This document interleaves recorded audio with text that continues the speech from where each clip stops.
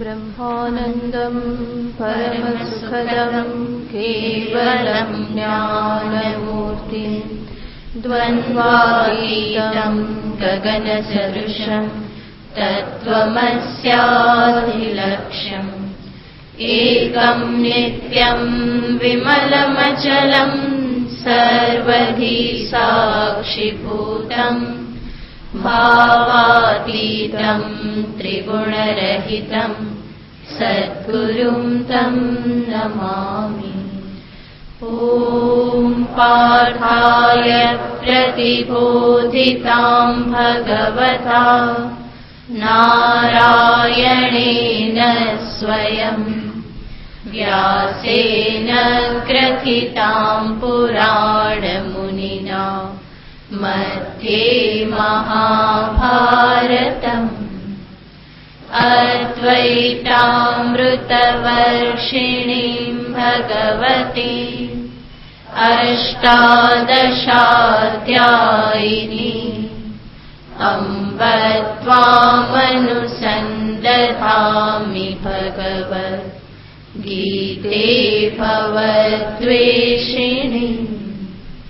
यं ब्रह्मा वरुणेन्द्ररुद्रमरुतः स्तुन्वन्ति दिव्यैस्तवैः वेदैः साङ्गपदक्रमोपनिषदैः गायन्ति यं सामगाः ध्यानावस्थिततद्गतेन मनसा पश्यन्ति यं योगिनः यस्यान्तं न विदुः सुरासुरगणा देवाय तस्मै नमः यस्यान्तं न विदुः सुरासुरगणा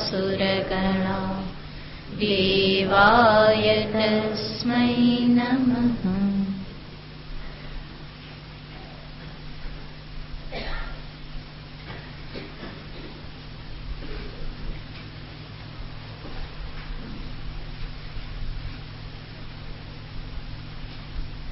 सातमो श्लोक।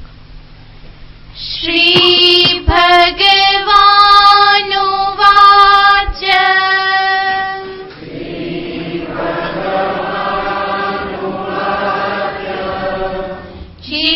चित्तात्मनः प्रशान्तस्य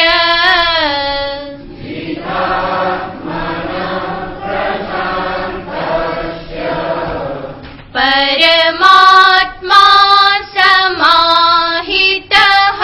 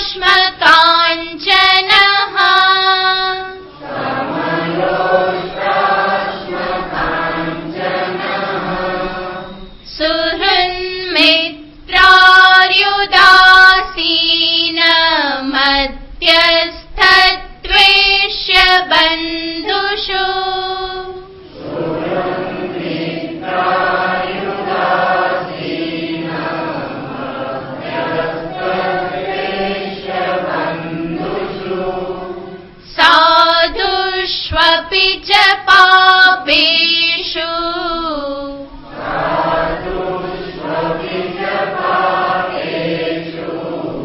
समबुद्धिर्विशिष्यते।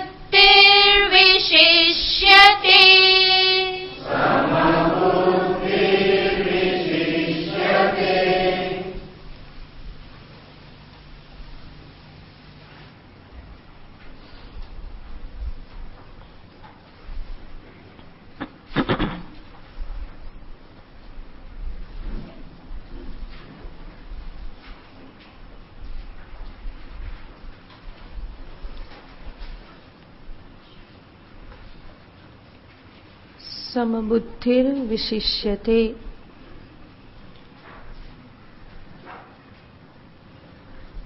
જ્ઞાની પુરુષને દર્શાવતા ભગવાન કહેશે કે આવો સમબુદ્ધિ પુરુષ વિશિષ્યતે, કંઈક વિશિષ્ટ છે. સમબુદ્ધિ ક્યાં? તો અનેક પ્રકારના મનુષ્ય ભગવાને દર્શાવ્યા. સુહૃત, મિત્ર, અરી, ઉદાસી, મધ્યસ્થ, દ્વેષ્ય, બંધુ, સાધુ પુરુષ, પાપી પુરુષ, આ બધા મનુષ્યના પ્રકાર દર્શાવવામાં આવ્યા. અને કહેશે આ સર્વ પ્રકારના ભિન્ન ભિન્ન મનુષ્યોમાં, ચિત્ર વિચિત્ર આવા મનુષ્યોમાં જે સમદર્શન કરે છે. સમદર્શન કરે છે એનો અર્થ સર્વમાં એક આત્મતત્વને, એક પરમાત્માને જે જુએ છે. ભિન્ન ભિન્ન નામરૂપાત્મક ઉપાધિની પાછળ જે એક સમાન તત્વ વિલસી રહેલ છે, એક ચૈતન્ય આત્મા સર્વમાં વિલસી રહેલ છે, એના ઉપર જે દ્રષ્ટિ રાખે છે. અને આ જ જીવનનું લક્ષ્ય છે. આ પ્રકારેની સમબુદ્ધિ એ જ સર્વાત્મ ભાવ છે. સર્વમાં એક આત્માના દર્શન, એક બ્રહ્મનું દર્શન, એ આ યોગનું પરિણામ છે, યોગનું ફળ છે. સર્વમાં હું એક સમતત્વને જોતો થઉં ત્યારે હું યુક્ત યોગી કે યોગારૂઢ થયો કહેવાઉં. આના દ્વારા ભગવાન સાધકને પણ સૂચના આપે છે. સમત્વ જ લક્ષ્ય છે, સમત્વ દર્શન જ લક્ષ્ય છે. એ દર્શન સુધી પહોંચવા માટેની સાધના એ સમત્વ ભાવના છે. ભાવનાથી પ્રારંભ કરો, દર્શન સુધી પહોંચી જશો. જેવી ભાવના કરીએ એવા આગળ જતા બનીએ. જેવું જોવાની ટેવ પાડીએ એવું જ આગળ જતા આપણે સહજ રૂપે જોઈ શકીએ. પેલા પ્રયત્નપૂર્વક જોવું પડે અને પછી એ દર્શન સહજ થઈ જાય. જ્યાં સુધી પ્રયત્ન છે ત્યાં સુધી સાધના છે. જ્યાં એ સહજ થઈ જાય તો એ સિદ્ધિ છે.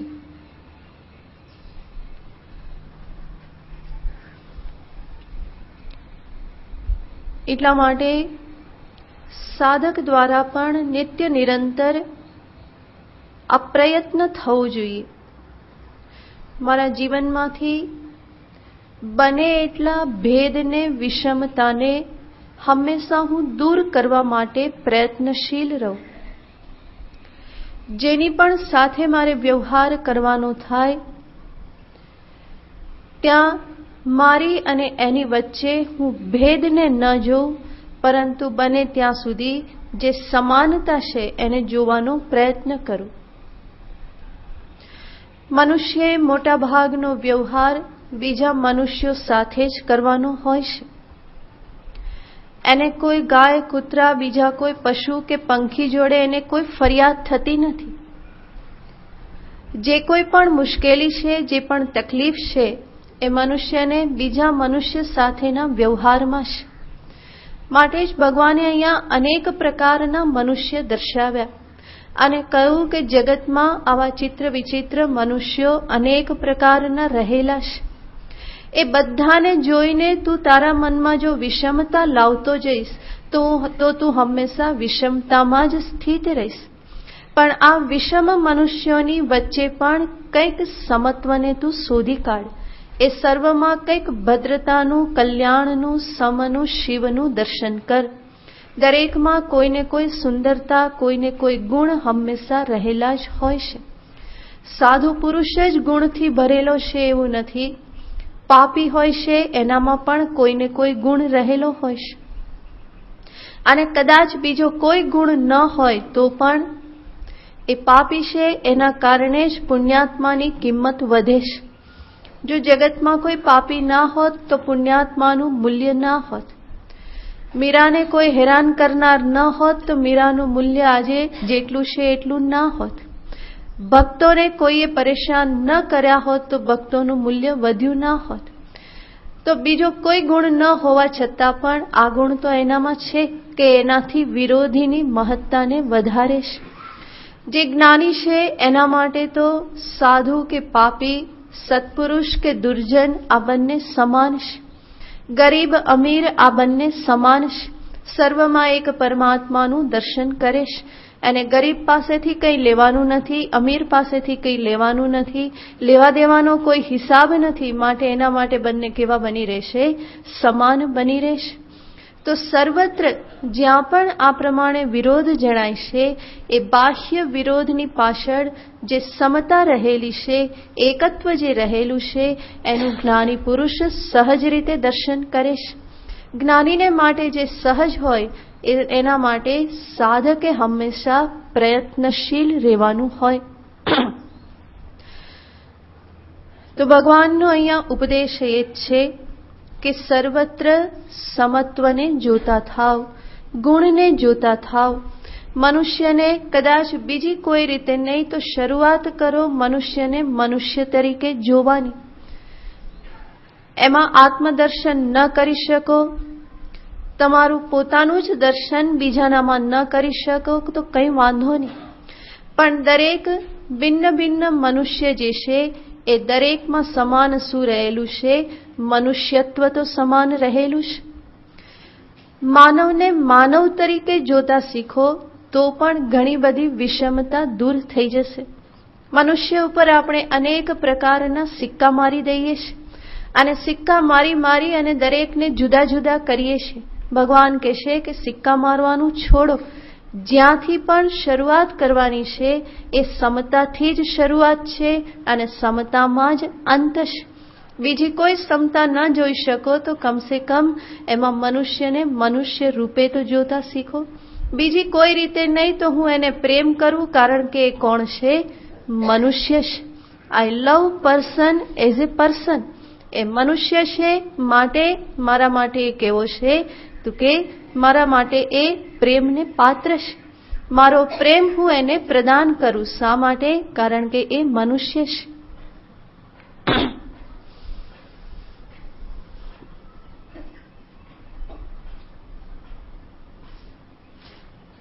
Content of the person is that he is a person.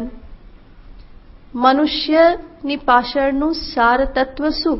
એનું મનુષ્યત્વ એ જ સાર તત્વ છે. એના મનુષ્યત્વને જોઈ અને હું એને પ્રેમ કરું. અને એક વખત એ મનુષ્યત્વને હું જોઈ શકીશ, મનુષ્યને, માનવને હું જોઈ શકીશ તો એનાથી આગળ બીજી સમતાને પણ હું જોઈ શકીશ. તો ક્યાંકથી ને ક્યાંકથી તો શરૂઆત કરવી જ પડશે. સમત્વની સાધના ક્યાંકથી તો પ્રારંભ કરવી પડશે ને. તો ક્યાંકથી ને ક્યાંકથી મારે એ શોધી કાઢવાનું છે. સમાન ગુણને જોતો થવું, સમાન માનવતાને જોતો થવું, દરેક પ્રભુના સંતાન છે એ પ્રમાણે જોતો થવું, એનાથી આગળ વધીને જોઉં તો દરેક મનુષ્યમાં સમાનતા છે કે પંચભૂતના જ શરીર છે. હું જે જોઉં છું એમાં શું રહેલું છે? દરેકના શરીર આકાશ, વાયુ, અગ્નિ, પાણી, પૃથ્વીના જ બનેલા છે. મારામાં જે પંચમહાભૂત છે એ બીજામાં પણ એ જ પંચમહાભૂત છે. મારું સૂક્ષ્મ શરીર પંચતન માત્રાથી બનેલું છે, બીજાનું સૂક્ષ્મ શરીર પણ પંચતન માત્રામાંથી જ બનેલું છે. મારામાં અવિદ્યા છે, બીજામાં પણ અવિદ્યા છે. મારા અંતઃકરણમાં સંસ્કારો છે, બીજાના અંતઃકરણમાં પણ ધર્માધર્મના સંસ્કારો છે. મારામાં દૈવી સંપત્તિ છે, બીજામાં પણ છે. મારામાં આસુરી સંપત્તિ છે, બીજામાં પણ આસુરી સંપત્તિ છે. તમે વિચાર કરશો તો દેખાશે કે વિષમતા કરતા સમતા જ વધારે રહેલી છે. કેટલું બધું સામ્ય રહેલું છે. મનુષ્યમાં કેટલું બધું સામ્ય છે. પણ આ સામ્ય બાજુ દ્રષ્ટિ ન કરી અને હું હંમેશા શેને પકડું છું? વિષમતાને પકડું છું. હું એનાથી જુદો, હું એનાથી મોટો, હું એનાથી આગળ, અમારાથી પાછળ, આ વિષમતા ઉપર દ્રષ્ટિ રાખું તો ક્યારેય પણ જીવનના લક્ષ્ય સુધી પહોંચી નહીં શકાય. તો જે પણ સામે આવે, જેની પણ સાથે તમે વ્યવહાર કરો, શરૂઆત કરો એને એક મનુષ્ય તરીકે સ્વીકારવાનો. ગમે એવો છે, પરંતુ એ કોણ છે? માનવ છે, મનુષ્ય છે. અને એના મનુષ્યત્વને સામે રાખી અને હું સ્વીકારતો હતો. એ રિક્ષાવાળો હોય, શાકવાળો હોય, નોકર હોય, પટાવાળો હોય, પડોશી હોય, મારો બોસ હોય, મારો કલીગ હોય કે મારો ક્લાસમેટ હોય, કોઈ પણ હોય, સૌથી પહેલા એ કોણ છે? મનુષ્ય છે.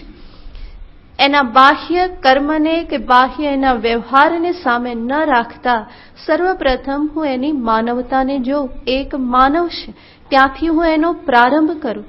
અને માનવને પ્રેમ નહીં કરે તો બીજું કોણ કરશે? શરૂઆત તો ત્યાંથી જ કરવાની છે. માનવ જ માનવને પ્રેમ કરશે અને ત્યાંથી જ શરૂઆત કરે તો જરૂર અંતે સમદર્શન સુધી પહોંચી શકાય. ભાગવતમાં કહેવામાં આવ્યું છે, સમત્વમારાધનમ અચ્યુતઃ, સમત્વમારાધનમ અચ્યુતસ્ય. અચ્યુતનું આરાધન, ભગવાન અચ્યુતની ભક્તિ એટલે શું છે? સમત્વ એ જ અચ્યુતની, વિષ્ણુની ભક્તિ છે. દરેકમાં સમત્વને જોવું, એક પરમાત્માને જોવા, એક તત્વને જોવું, ત્યાંથી જ પ્રારંભ કરવાનો છે. સાચી ભક્તિ પણ એ જ છે કે જેમાં હું સર્વત્ર સમાન રૂપે મારા ઈષ્ટદેવને જોતો થાવ. મારો ભોળોનાથ જ બધામાં રહેલો છે. મારો રામજી દરેકમાં છે, મારો લાલો દરેકમાં બેઠેલો છે. આ રીતે હું ઈષ્ટદેવને આગળ જતા દરેકમાં જોતો થાવ તો એ મારા પ્રભુની આરાધના છે, ઉપાસના છે. ભગવાનને માત્ર એક મૂર્તિમાં ના બેસાડી દઉં, પરંતુ દરેકમાં મારા પ્રભુના હું દર્શન કરતો થાવ તો એ રીતે દર્શન કરવા એ અચ્યુતની આરાધના છે, એ ભક્તિ છે, એ ઉપાસના છે. ભક્ત જે છે એ બીજા ભક્તને જોઈ અને પ્રસન્ન થઈ જાય છે. શા માટે? એ જુએ છે કે આ કોણ છે? આ મારા પ્રભુનો ભક્ત છે. અમે બંને કેવા છીએ? સરખા છીએ. સાધક સાધકને જોઈને પ્રસન્ન થઈ જાય. સાધુ બીજા સાધુને જોઈ મળી અને પ્રસન્ન થઈ જાય. શા માટે? સમાનતા જુએ છે. તો એવી રીતે હું દરેકમાં સમાનતા જોઉં તો હંમેશા હું પ્રસન્ન રહી શકું. એક પરમાત્માના દર્શન કરું, એક ઈષ્ટદેવના દર્શન કરું, પ્રભુના ભક્તના દર્શન કરું, સાધુતાના દર્શન કરું, માનવતાના દર્શન કરું. કેટલી બધી સમાનતા રહેલી છે. બલ્કિ સર્વત્ર સમાનતા જ વધારે છે. દ્રષ્ટિ વિષમ છે, વિષમતાને પકડવાની ટેવ પડેલી છે, માટે જગત આપણને વિષમ દેખાય છે. બાકી સર્વત્ર જોઈએ તો સમતા જ સર્વત્ર છવાયેલી છે. ભગવાન કહે છે કે સાધકે આ જ જોવાની ટેવ પાડવાની છે. બાકી તો જગતમાં કેટલી બધી વિચિત્રતાઓ બાહ્ય દ્રષ્ટિએ છે, એને જો હું પકડતો રહું તો મારી દ્રષ્ટિ પણ હંમેશા વિષમ બની રહે. અને મનુષ્યની જે વિચિત્રતા છે એને હું જો ધ્યાનમાં લેતો રહું તો મારું મન હંમેશા કેવું રહે? અશાંત બની રહે. સાધુ પુરુષનું લક્ષણ છે જે પોતાના મનની શાંતિને હંમેશા જાળવી રાખે છે, જે એનું હંમેશા જતન કરે છે, રક્ષણ કરે છે. અને એ રક્ષણ ત્યારે જ થઈ શકે જ્યારે સમતાનું દર્શન થાય. બાકી દરેકમાં ગુણદોષ દ્રષ્ટિ કરવામાં આવે તો ક્યાંક ગુણ જોઈ હું લલચાઈ જાઉં, ક્યાંક દોષ જોઈ અને હું દ્વેષથી યુક્ત થઈ જાઉં, તો મન મારું રાગ અને દ્વેષથી વધારે ને વધારે ભરાતું જાય. જ્યારે સાધના શેના માટે છે? રાગ દ્વેષની ક્ષીણતા માટે સાધના છે. એ રાગ દ્વેષ ક્ષીણ કરવા માટેનો પણ ઉપાય છે સર્વત્ર સમતાનું દર્શન. સાધક હંમેશા ગુણને જુએ, સમતાને જુએ, સારી બાજુને જુએ, ભદ્રતાનું હંમેશા દર્શન કરે.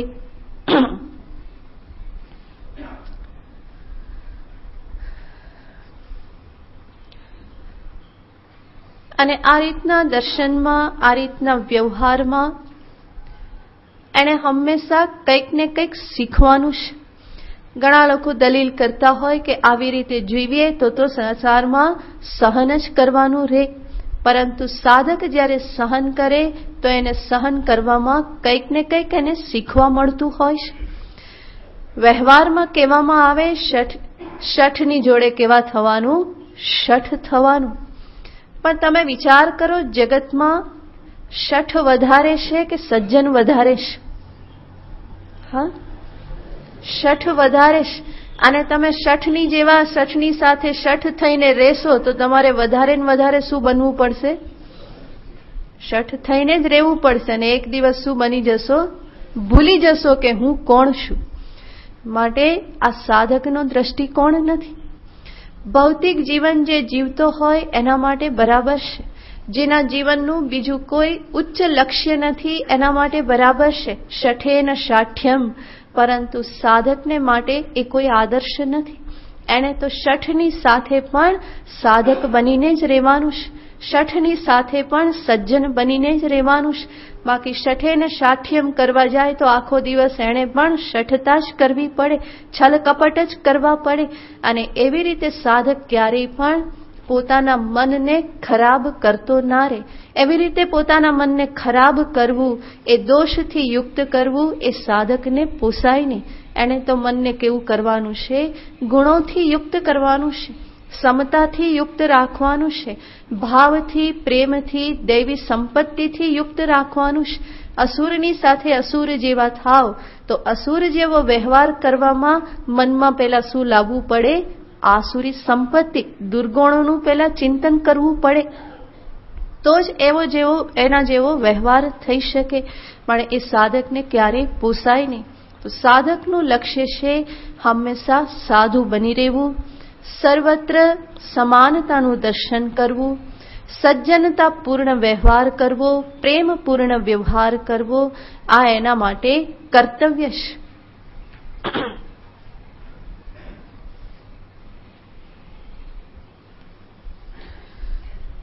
અને આવી રીતે શરૂઆત કરે તો જ ધીમે ધીમે એ અંતે સમદર્શન સુધી પહોંચી શકે. જે સમત્વરૂપી યોગની ભગવાન અહીંયા વાત કરે છે એના ઉપર એ આરૂઢ થઈ શકે. આટલું કયા પછી હવે ભગવાન 10મા શ્લોકથી જે ધ્યાન યોગની ભગવાન વાત કરે છે, એ ધ્યાન યોગની તૈયારી, અંતરંગ તૈયારી, ધ્યાન માટેની જે બધી તૈયારી છે એના સંદર્ભમાં સાધકને કેટલાક સૂચનો કરે છે. 10મો શ્લોક. યોગી યુંજીત સતતમ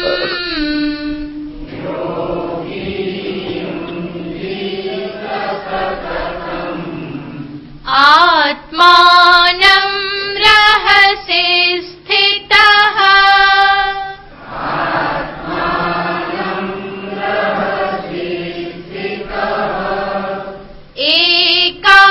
એકાકીયત ચિત્તાત્મા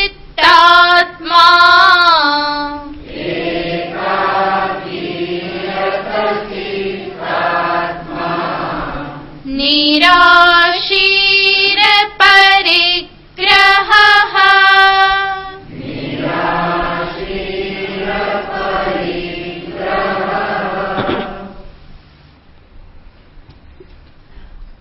આ બધી અંતરંગ તૈયારી છે.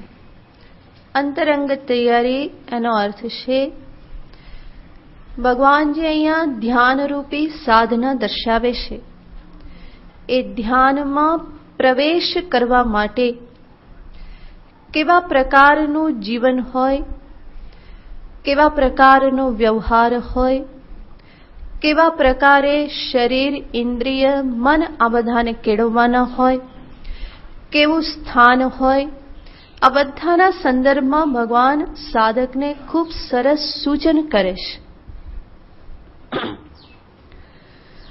સર્વપ્રથમ ભગવાન શબ્દ વાપરે છે યોગી.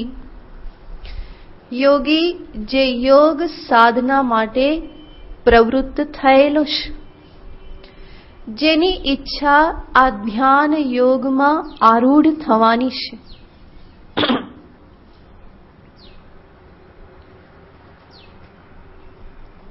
ધ્યાન યોગમાં આરૂઢ થઈ અને જે અંતે સમદર્શન કરવા માટે જે ઈચ્છુક છે એવા સાધકને ભગવાન અહીંયા યોગી કહેશે.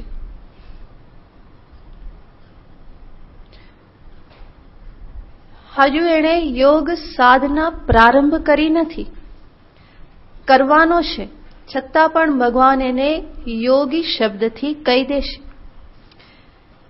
યોગી ભૂત્વા યોગમ યજેત, દેવો ભૂત્વા દેવમ યજેત.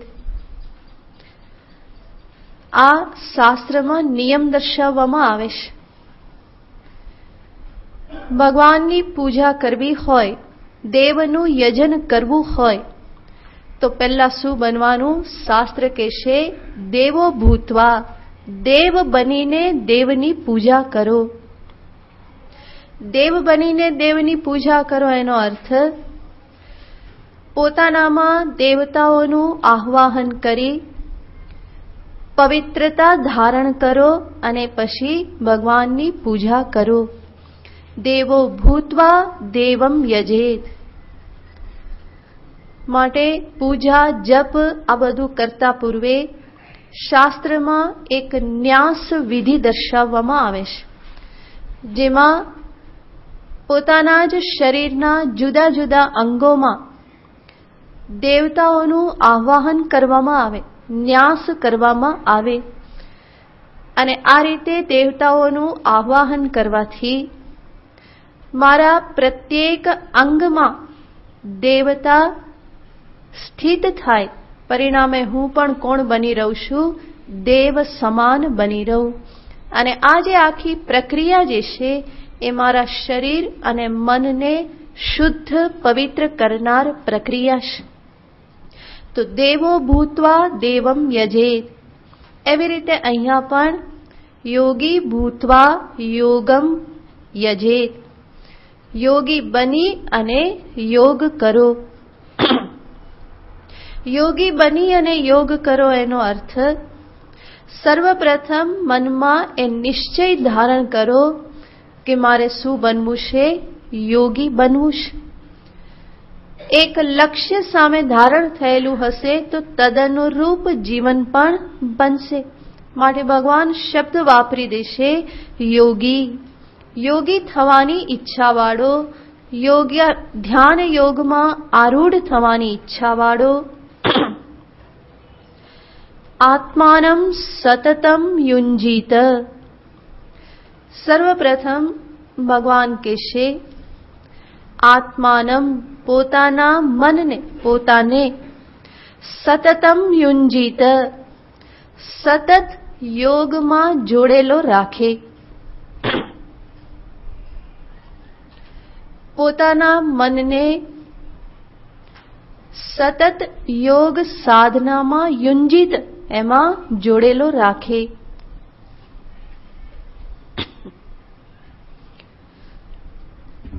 સતત યોગમાં જોડેલો રાખે એવું શા માટે કહેશે? એટલા માટે કે આ જે ધ્યાન સાધના કે યોગ સાધના જે છે એ પોતાના સંસ્કારો સામેનું યુદ્ધ છે. પૂર્વના જે પણ વિપરીત સંસ્કાર જે છે એ સંસ્કારોને નાથી મારે મનને એકાગ્ર કરવાનું છે. આ યોગ એટલે કે ધ્યાન યોગ એટલે નિધિધ્યાસન રૂપી યોગ છે, જે સાધક વેદાંત શ્રવણ મનન કરી ચૂક્યો છે. હવે જેના માટે પોતાના વિપરીત સંસ્કાર, દેહાધ્યાસના સંસ્કાર એ જ હવે પ્રતિબંધ છે લક્ષ્યને પ્રાપ્ત કરવામાં. તો એવા સાધકની અહીંયા વાત છે. એને ભગવાન કહેશે સતતમ યુંજીત. યોગ ક્યાં સુધી કરવાનો, ધ્યાન સાધના કે નિધિધ્યાસન ક્યાં સુધી કરવાના? ભગવાન કહેશે સતતમ. સતતમ શબ્દ પતંજલ યોગ દર્શનના આધારે જોઈએ તો ત્યાં પણ પતંજલ મુનિ કહેશે કે સાધના કેવી કરવાની હોય તો કે દીર્ઘકાલ, નૈરંતર્ય, આદર સત્કાર સહિત. ત્રણ બાબત ત્યાં દર્શાવે છે. કોઈ પણ સાધના દીર્ઘકાલ પર્યંત થવી જોઈએ.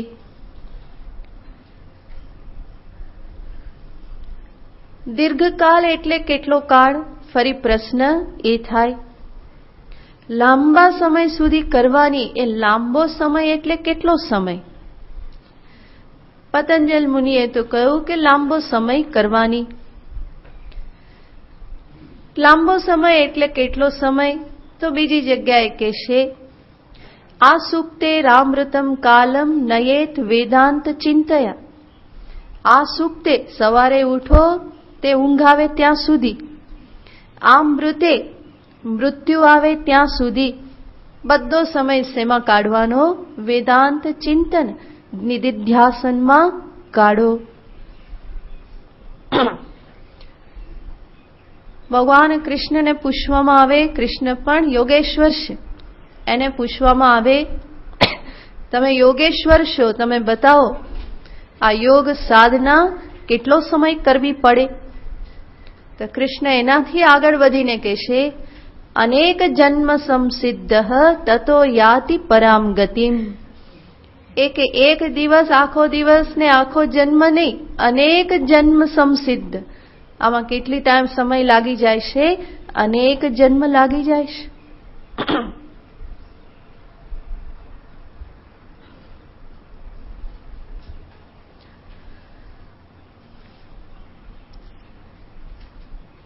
પણ આ બધું જે કહેવામાં આવે છે એ સાધકને નિરાશ કરવા માટે નહીં, પરંતુ એ સાધનાને બહુ સામાન્ય ન સમજી લે, એને કેઝ્યુઅલી ના લઈ લે, ગંભીરતાથી લે, એટલા માટે આ બધું કહેવામાં આવે છે. અને ખરેખર જે તત્પર છે, જેને તાલાવેલી લાગી છે, એ ક્યારેય પણ સમયની સામે જોતો નથી. ક્યારે થશે દિવસ ગણતો નથી. એનું તો લક્ષ્ય શું છે? જ્યાં સુધી સિદ્ધિ પ્રાપ્ત ન થાય ત્યાં સુધી હું લાગી રહીશ. આ પ્રશ્ન એવો છે કે કૂવો ક્યાં સુધી ખોદવાનો, કેટલા દિવસ ખોદવાનો? જવાબ ખબર છે ને? જ્યાં સુધી પાણી મળે. એમાં પછી કેટલા દિવસ, રોજ કેટલો સમય? આ પ્રશ્ન આવે છે. ખોદવો રહ્યો. ક્યાં સુધી ખોદવો રહ્યો? જ્યાં સુધી પાણી ન મળે ત્યાં સુધી. એવી રીતે ધ્યાન કેટલા દિવસ કરવાનું, કેટલો સમય કરવાનું? આ પ્રશ્નનો જવાબ શું હોય? જ્યાં સુધી યોગારૂઢ ન થવું, જ્યાં સુધી આત્મ સાક્ષાત્કાર, સમદર્શન જ્યાં સુધી પ્રાપ્ત ન થાય ત્યાં સુધી આ કરતા રહેવાનું.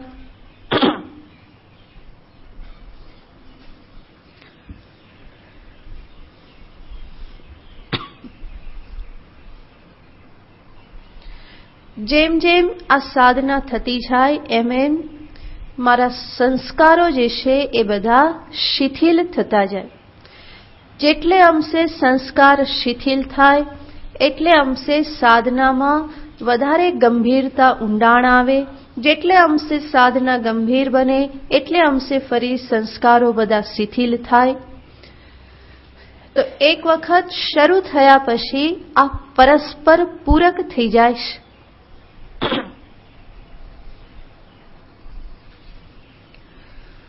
તો દીર્ઘકાલ નૈરંતર્ય એ આ સાધનામાં આવશ્યક છે.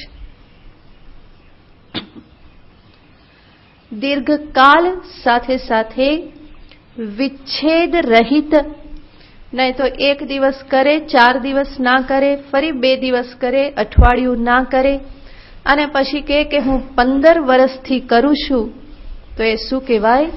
દીર્ઘકાલ બરાબર, પરંતુ નૈરંતર્ય એમાં નિરંતર સતત જે થવું જોઈએ એ થતું નથી. અને સતત ન થાય, પરિણામે હું જે ઈચ્છું છું એવા પ્રકારે ફળ પણ પ્રાપ્ત થતું નથી.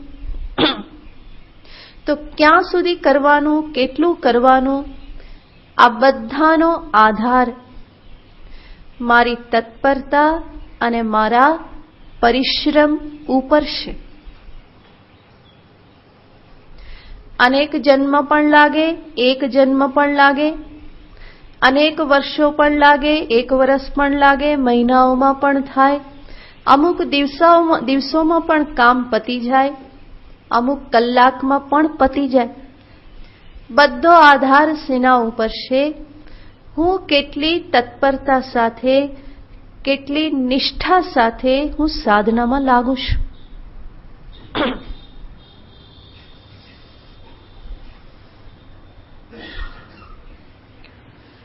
મારી તત્પરતા, મારી નિષ્ઠા મારા અધ્યાત્મ માર્ગને ટૂંકો કરી શકે અને મારી બેદરકારી મારા માર્ગને લાંબો કરી શકે.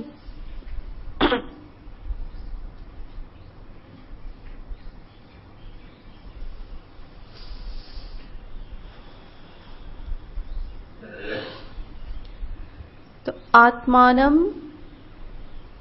સતતમ યુંજીત, નિરંતર આ સાધના થતી રહે.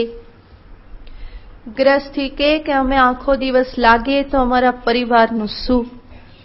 એમના માટે નૈરંતર્યનો અર્થ છે રોજ રોજ જે નિશ્ચિત સમય કરેલો છે એ નિશ્ચિત સમયમાં ધ્યાન જપ વગેરેમાં બેસવું.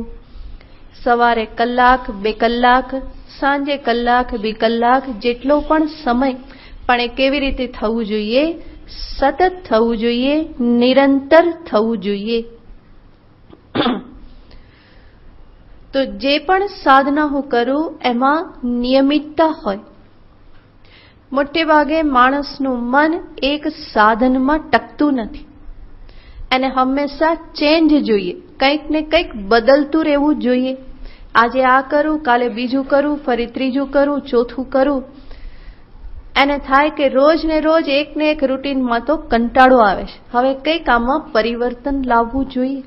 પણ એવી રીતની મનોવૃત્તિ સાધનામાં કોઈ રીતે ઉપયોગી નથી. એક સાધનમાં સ્થિરતા હોવી જોઈએ.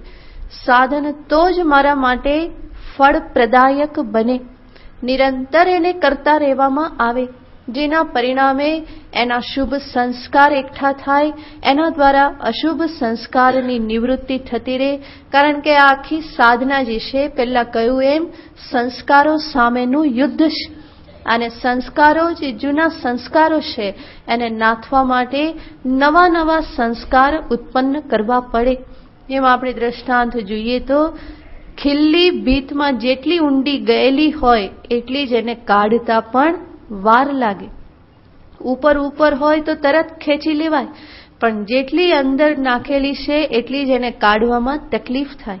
એવી રીતે આપણા સંસ્કારો જેટલા દ્રઢ છે એટલી જ એને કાઢવામાં, નાથવામાં પણ વાર લાગે. અનેક જન્મોના સંસ્કાર છે તો જરૂર એને નાથવામાં ધૈર્યની આવશ્યકતા છે. ધીમે ધીમે આગળ વધવું જોઈએ. ભગવાન આગળ કહેવાના છે, શનૈહિ શનૈહિ ઉપરમેત, ધીમે ધીમે ધીમે મનને ઉપરામ કરો. તો આ ધ્યાન સાધના, નિધિધ્યાસન રૂપી સાધના એ આ રીતે ધૈર્ય અને ઉત્સાહ બંનેની અપેક્ષા રાખે છે. સતતમ યુંજીત, સતત મન એમાં રહે. સવાર સાંજ કલાક 2 કલાક અડધો કલાક બેસીને કરો, પણ જ્યારે વ્યવહાર કરો છો ત્યારે પણ વચ્ચે વચ્ચે એની સ્મૃતિ આવતી રહેવી જોઈએ. વચ્ચે વચ્ચે નામ સ્મરણ, પ્રભુનું સ્મરણ, આત્મ સ્વરૂપનું ચિંતન, પરમાત્માનું ચિંતન આ વચ્ચે વચ્ચે બુદ્ધિમાં આવતું રહે એવો અભ્યાસ કરવાનો હોય. નહીં તો સવારે અડધો કલાક બેઠા અને ફરી પાછા ક્યારે યાદ આવ્યું, બીજે દિવસે બેઠા ત્યારે, સાંજે બેઠા તો બેઠા ને ના બેઠા તો બીજે દિવસે યાદ આવે. શું યાદ આવે? ધ્યાન કરવાનું છે, સર્વમાં એકત્વને સમત્વને જોવાનું છે. એ અડધો કલાક સમત્વ જોવાનું યાદ આવે અને બાકીના 23.5 કલાક શું જોતા રહીએ? વિષમતા જોતા રહીએ. તો સંસ્કારો કયા વધવાના? વિષમતાના કે સમતાના? ધીમે ધીમે ધીમે આ સમયને વધારવાનો. એક જગ્યાએ બેસીને ગ્રસ્ત હોઈને ન કરી શકો લાંબો સમય, તો વ્યવહાર કાલે એ ભાવના કરતા રહેવાનું. વ્યવહાર સમયે પણ હું આત્મચિંતન કરું, પ્રભુનું સ્મરણ કરું, મારું જે શુદ્ધ સ્વરૂપ કૂટસ્થ નિત્ય ચૈતન્ય સ્વરૂપ જે છે એનું વ્યવહાર કાલે પણ હું સ્મરણ કરતો રહું. દુશ્મન સામે આવે તો શું સ્મરણ કરું? આમાં પણ કોણ છે? અહીંયા જે ચૈતન્ય વિરાજમાન છે એ પણ ત્યાં પણ એ જ ચૈતન્ય વિરાજમાન છે. મિત્ર દેખાય, મિત્રમાં પણ એ ભાવના કરું.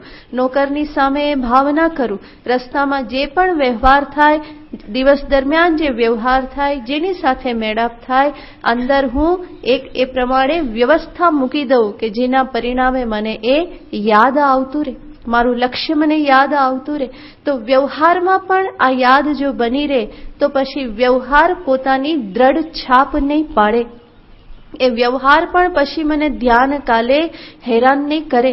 પણ હું વ્યવહારમાં જો પૂરેપૂરો ખૂપી ગયો તો બાકીનો અડધો કલાક કે 1 કલાકમાં ફરી યાદ કોણ આવશે? એ જ બધું વ્યવહાર જ યાદ આવશે. અને એ સૌથી સારો સમય હોય છે, કારણ કે નિરાતે બેઠેલા હોય એટલે મનને એમ થાય કે આજ સૌથી સારો સમય છે. શેના માટે? બધે ભમવા માટે, બધે ફરવા માટે, બધું યાદ કરવાનો આ સૌથી સારો સમય. કેમ? શા માટે? કારણ કે આમ તો આ નિરાતે બેસતો નથી, ક્યાંક ને ક્યાંક મને જોડીને રાખે છે. તો મન પણ ત્યારે જ હંમેશા લાગ જોતું હોય છે. તો એ મન એવી રીતે ન વિચારે, એના માટે જે મન બાકીના 23 કલાક વ્યવહાર કરે છે ત્યાં પણ એ મનને ચિંતનમાં, પ્રભુ સ્મરણમાં, આત્મચિંતનમાં લગાવી રાખીએ તો વ્યવહારની છાપ એટલી બધી દ્રઢ નહીં પડે અને પરિણામે સંસ્કાર જે છે ધીમે ધીમે શિથિલ થતા જાય. તો ભગવાન અહીંયા શબ્દ વાપરે છે, યોગી સતતમ આત્માનમ યુંજીત, પોતાને સતત એમાં લગાવી રાખે. હરિ સે લાગા રહુ રે ભાઈ, તેરી બનત બનત બની જાય. પ્રભુની સાથે લાગી રહો. એક તાર હંમેશા એની સાથે જોડાય રહે. અંતરનો એક તાર આત્મચિંતનમાં, પ્રભુ ચિંતનમાં હંમેશા લાગી રહે. એ શ્રુતિ હંમેશા પાછળ વાગતી રહે. ગમે એટલો વ્યવહાર કરીએ પણ અંદરથી શું સંભળાતું રહે? લક્ષ્યનું સ્મરણ રહે, આત્મ સ્વરૂપનું સ્મરણ રહે. એ રીતનો એક અભ્યાસ પાડવાનો હોય અને એના આધારે જ અહીંયા ભગવાન કહેશે સતતમ યુંજીત, પોતાની જાતને સતત આમાં લગાવી રાખો. લક્ષ્યની યાદ હંમેશા બની રહે.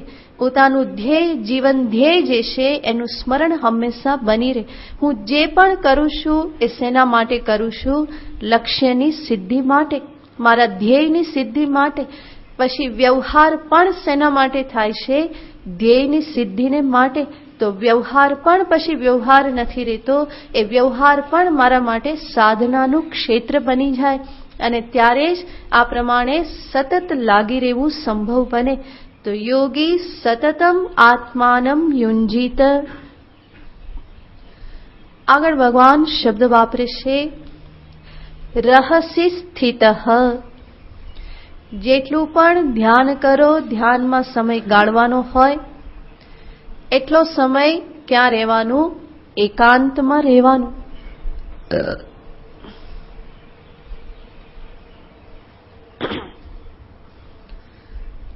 ધ્યાન ભીડભાડમાં ના થાય. ધ્યાન કરવા માટે, જપ આદિ કરવા માટે હંમેશા એકાંત શાંત સ્થાન જોઈએ. કારણ કે મન, ઇન્દ્રિય આ બધું ખૂબ ચંચળ છે. ક્યાંકથી ને ક્યાંકથી એને ભાગવા માટેનું બહાનું મળી જાય છે. એવા કોઈ બહાના એને ન મળે એટલા માટે ભગવાન કહેશે રહસી સ્થિત યુંજીત. એકાંતમાં બેસી અને પોતાના મનને ધ્યાનમાં લગાવો, આત્મામાં લગાવો.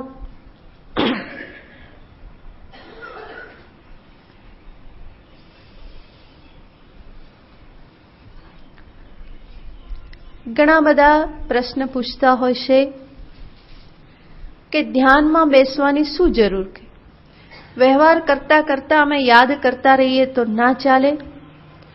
ના ચાલે. શરૂઆત તો એકાંત સ્થળમાં બેસીને જ કરવાની હોય. સાયકલ ચલાવતા કે સ્કૂટર ચલાવતા શીખવું હોય તો પહેલા ક્યાં જવું પડે? સીધા ટ્રાફિકમાં જવાય? પહેલા તો હેલિપેડ પર જવું પડે ને. તો ગાડી શીખવા માટે, સ્કૂટર શીખવા માટે પહેલા હેલિપેડ પર જવું પડે. હેલિપેડ પર જવું પડે એનો અર્થ જે કેવું સ્થાન છે, નિર્જન સ્થાન છે, ત્યાં બીજી કોઈ ભીડભાડ નથી. ત્યાં જઈ અને પહેલા ચલાવતા શીખવું પડે. પછી ટ્રાફિકમાં ચલાવો તો ચાલે, પણ સીધે સીધું અહીંયા ચલાવવા જાવ તો તમારા હાડકા ભાંગે ને બીજાના બિચારાના ભાંગે. હોસ્પિટલ ભેગું થવું પડે. તો સીધે સીધું ત્યાં ના ચલાવાય. એવી રીતે ધ્યાન સાધના પણ પ્રારંભ ક્યાં કરવાનો હોય? એકાંતમાં બેસીને, નિર્જન સ્થાનમાં, શાંત સ્થાનમાં બેસી અને ધ્યાન કરવાનું હોય. બજારમાં જઈ અને પદ્માસન લગાવીને ધ્યાન ના થાય.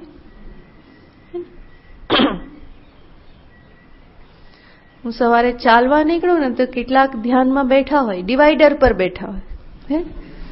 ડિવાઈડર પર બેસીને ધ્યાન કરતા હોય. ત્યાંથી ટ્રક નીકળતી હોય, રિક્ષા નીકળતી હોય. મને થાય પહેલા બીજું કોઈ સ્થાન ના મળ્યું.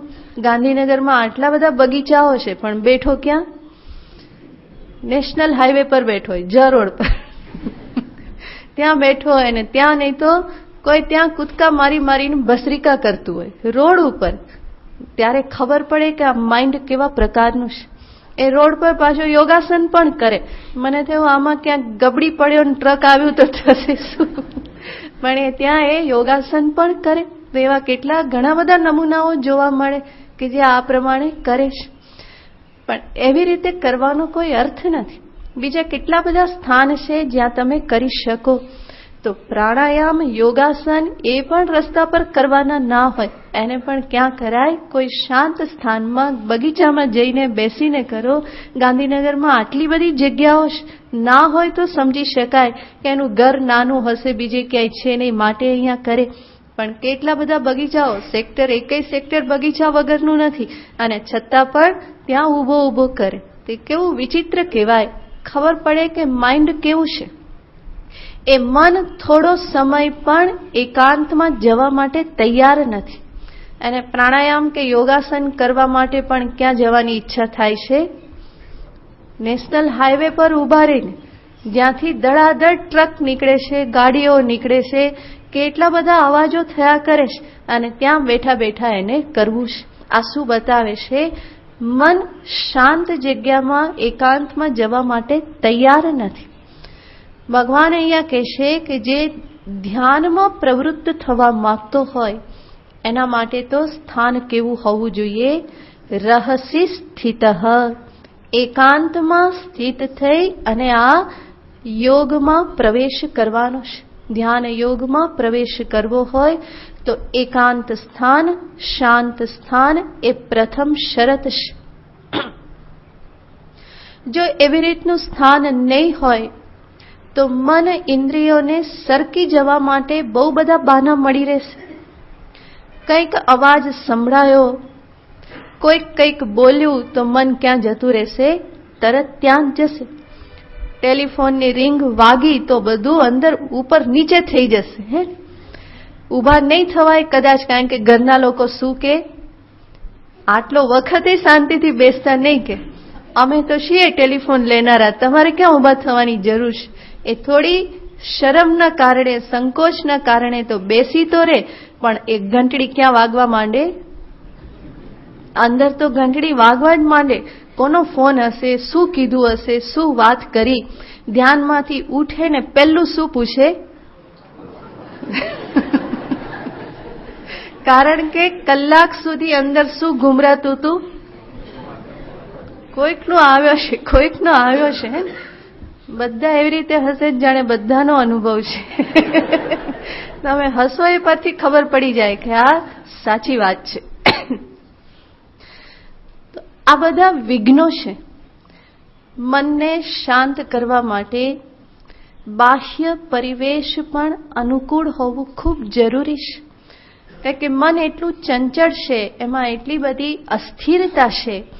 આ બધી નાની નાની બાબતોથી પણ એ એકદમ જ વિહવળ થઈ જાય છે, એકદમ જ ઉછળવા લાગે છે.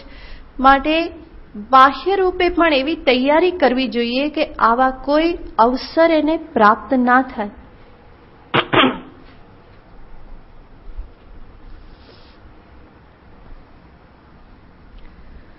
કે જ્યાં બીજું કોઈ મને બોલાવનાર નથી, બીજા કોઈની વાતો સંભળાય એવું નથી, ફોનની ઘંટડી સંભળાય એવું નથી, હું ધ્યાનમાં બેસું ત્યારે કોઈ ટીવીમાં સિરિયલ જોનાર નથી, એવું કોઈક સ્થાન મારે પસંદ કરવું જોઈએ. તો રહસ્ય સ્થિત, કારણ કે બહુ લપસણો માર્ગ છે. મનને લપસી જવું એના માટે કેવું છે? બહુ જ સરળ છે. દરેક ભૂમિ એના માટે લપસણી ભૂમિ જ છે. માટે એને સાચવીને રાખવું હોય, ધ્યાનમાં એને પ્રવિષ્ટ કરાવવું હોય તો આ બાહ્ય પરિવેશ જે છે એમાં પણ ઘણી બધી તૈયારી કરવી પડે. તો અનેક વિઘ્નોની વચ્ચે ક્યારેય પણ ધ્યાન થઈ શકે નહીં. તો જે શાંત સ્થાન હોય, રમ્ય સ્થાન હોય, શાસ્ત્રોમાં ઘણી બધી વાત દર્શાવવામાં આવેલી છે કે ધ્યાનના માટે સ્થાન કેવું હોવું જોઈએ. તો કહેવામાં આવે છે દેવ મંદિરમ, તીર્થમ, રમ્યમ, મનોજ્ઞમ. આ બધા સ્થાન માટેના વિશેષણો દર્શાવેલા છે. સ્થાન એકાંત હોય, પવિત્ર હોય. મનોજ્ઞમ, મનને અનુરૂપ હોય, જ્યાં જવાથી મન શાંતિનો, પ્રસન્નતાનો અનુભવ કરે. જે સ્થાનમાં જતાની સાથે મન ઉદ્વિગ્ન થાય તો ત્યાં ધ્યાન થવાનું નથી. પણ એવું સ્થાન હોય કે જ્યાં જતાની સાથે મારું મન પવિત્રતાનો અનુભવ કરે, શાંતિનો અનુભવ કરે, તો એવા સ્થાનમાં ધ્યાન કરવાનું હોય.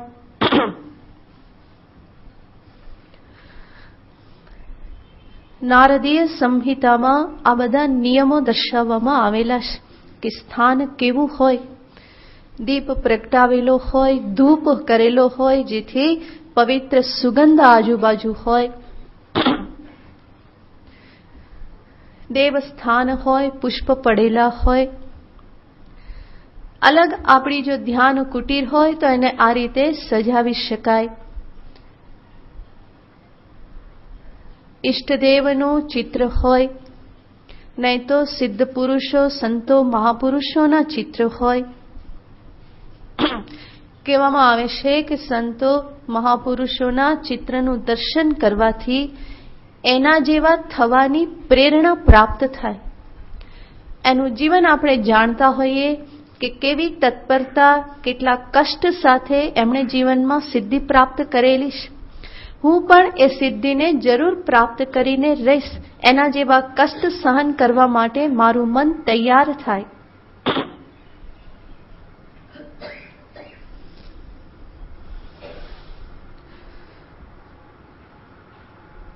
મહાપુરુષો, આપણા શાસ્ત્રો આપણા મનને સંભાળવા માટે આવા ઘણા બધા સૂચનો કરે છે.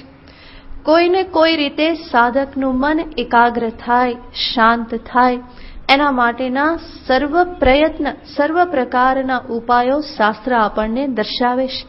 તો રહસ્ય સ્થિત, આવા શાંત, દિવ્ય, પવિત્ર એવા સ્થાનમાં બેસી અને ધ્યાનનો પ્રયત્ન કરવામાં આવે તો ધ્યાનમાં પ્રવેશ કરવો એ બહુ સરળ થઈ જાય. આપણા ઘરમાં સુવિધા હોય તો જરૂર એક સ્થાન એવું રાખવું જોઈએ કે જે ભગવાનનું સ્થાન છે, જે સ્થાનમાં માત્ર ભગવાનની પૂજા, આત્મધ્યાન, પરમાત્મા ધ્યાન, ભજન, પાઠ, પારાયણ એ જ થાય.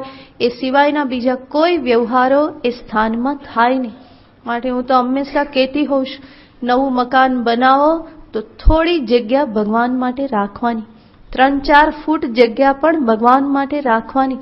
નહીં તો મોટે ભાગે શું કરવામાં આવે, મકાન બનાવી દેવાય, પછી પૂછીએ કે આમાં ભગવાન ક્યાં, એ તો ક્યાંક બેસાડી દઈશું, ક્યાં બેસાડી દઈશું, રસોડામાં ક્યાંક બેસાડી દઈશું, નહીં તો બીજે ક્યાંક સીડી નીચે બેસાડી દઈશું, ક્યાંકથી એકાદો ખૂણો કાઢી લઈશું.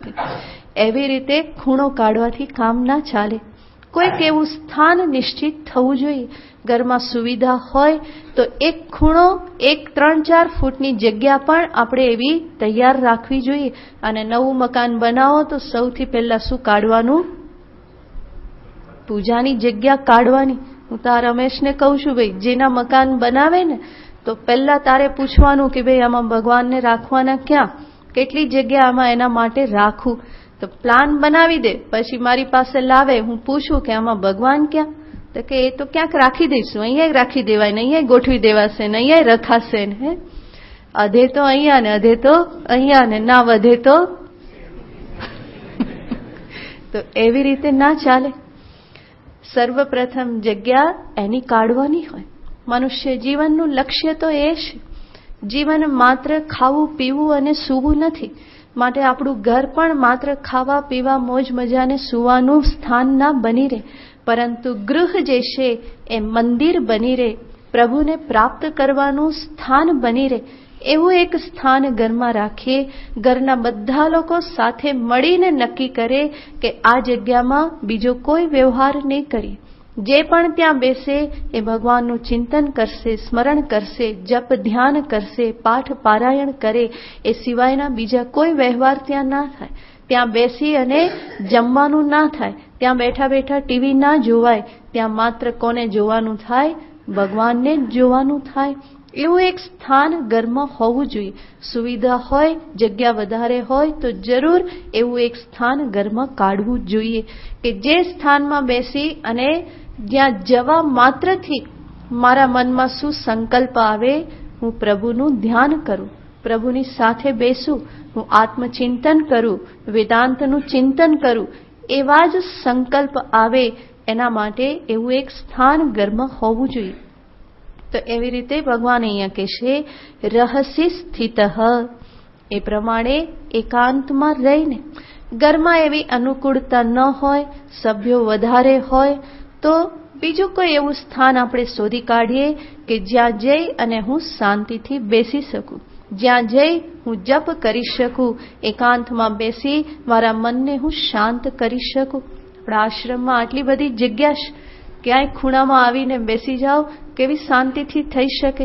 અને મેં તો કહેલું હતું, હમણાં પણ હું કહેતી હતી કે હું એવી રીતે આશ્રમને જોવા માંગુ છું કે અહીંયા આવી અને બધા સાધન ભજનમાં લાગેલા હોય. ક્યાંક સાધન જગ્યા શોધી અને કોઈ વ્યક્તિ જપ કરતી હોય, કોઈ બેસીને પારાયણ કરે, કોઈ ક્યાંક ધ્યાન કરતા હોય. એના માટે તો આ સ્થાન છે. ઘરમાં સુવિધા ન હોય, એવું શાંતિ ત્યાં ન મળતી હોય તો અહીંયા આવીને ધ્યાન કરો, જપ કરો, પાઠ પારાયણ કરો. એવું જરૂરી નથી કે અહીંયા આવીને આપણે 2-4 જણ મળીને જ બેસવું જોઈએ, એકલા પણ બેસાય. બલકી આશ્રમ એ સ્થાન એના માટે જ છે કે જ્યાં એ પ્રમાણેની એક સગવડ મળી રહે કે જ્યાં તમે શાંતિથી બેસી શકો, આત્મનિરીક્ષણ કરી શકો, આંતરનિરીક્ષણ કરી શકો, ભગવાનના જપ કરો, મંત્ર જપ, નામ જપ.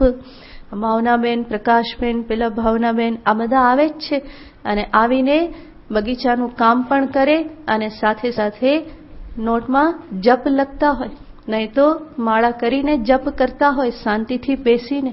તો એવી રીતે જ આ આશ્રમનો સૌથી વધારે સદુપયોગ છે. સાચો ઉપયોગ એમાં જ છે કે જેમાં સાધકો આવી અને સાધનામાં પ્રવૃત્ત થાય. તો ઘરમાં આપણી પાસે સુવિધા ન હોય તો આવા કોઈક સ્થાનમાં જઈ અને આપણે આ સાધન ભજન કરીએ, કારણ કે રહસી સ્થિત એનો કોઈ વિકલ્પ નથી. મન હજુ પ્રારંભિક અવસ્થામાં છે તો એને આ બધા રક્ષણની જરૂર પડે છે. એક વખત આત્મનિષ્ઠા બ્રહ્મનિષ્ઠા બની ગઈ તો વ્યવહારમાં છો કે એકાંતમાં છો કંઈ ફેર પડવાનો નથી. પરંતુ શરૂઆત તો ક્યાંથી કરવી પડે? હેલિપેડ પરથી જ શરૂઆત કરવી પડે. એવી રીતે આ શરૂઆત પણ ક્યાંથી કરવી પડે? એકાંત સ્થાનમાં બેસી અને શરૂઆત કરવી પડે.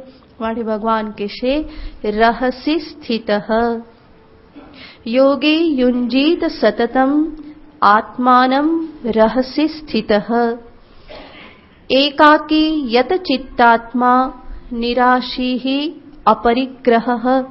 આ બધા શબ્દો પણ ખૂબ મહત્વના છે, જેને પછી જોઈશું.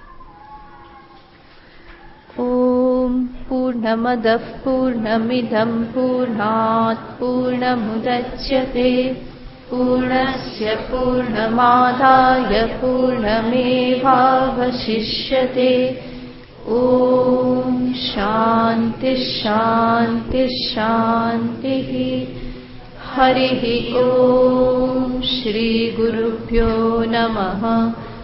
હરિ ઓમ.